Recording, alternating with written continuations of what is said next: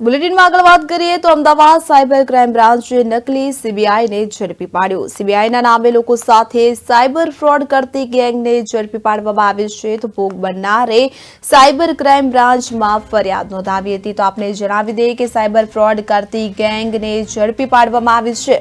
Ahmedabad cyber crime બ્રાન્ચે નકલી સીબીઆઈને ઝડપી તો સાયબર ફ્રોડ કરતી ગેંગ કે જેને ઝડપી પાડવામાં આવી છે। તો ભોગ બનનારે સાયબર ક્રાઇમ બ્રાન્ચમાં ફરિયાદ आरोपी शिवराज जाट नामना ईसमनी धरपकड़ करवामां आवी छे। तो अन्य बे आरोपीओ राजस्थानथी झड़पाया छे। तो विगते बात करीए तो अमदावाद साइबर क्राइम ब्रांचे नकली सीबीआई झड़पी छे। सीबीआईना नामे खोटी रीते लोकोने डरावी धमकावी साइबर फ्रॉड करती राजस्थानी गैंग ने झड़पी पाडवामां आवी छे।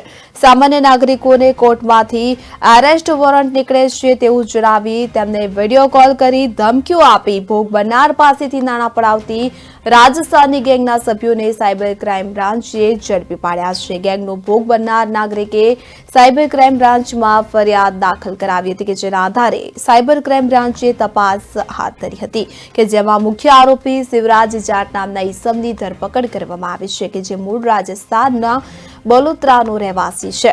તેને ઝડપી પાડવામાં સાયબર ક્રાઇમ બ્રાન્ચે અલગ અલગ 3 ટીમો બનાવી હતી અને ડીસામાંથી તેને ઝડપી પાડવામાં આવ્યો છે, જ્યારે અન્ય 2 આરોપી રાજસ્થાનથી ઝડપાયા છે।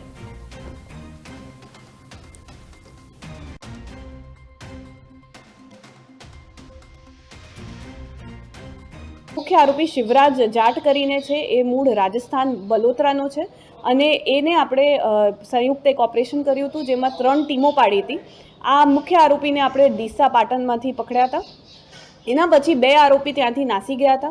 आ लोको आ पैसा जेटला पैसा बच्या छे जे फ्रीज नहोता थया एने काढीने एकबीजानी अंदर डिस्ट्रीब्यूट करवा माटे भेगा थया हता डीसामां।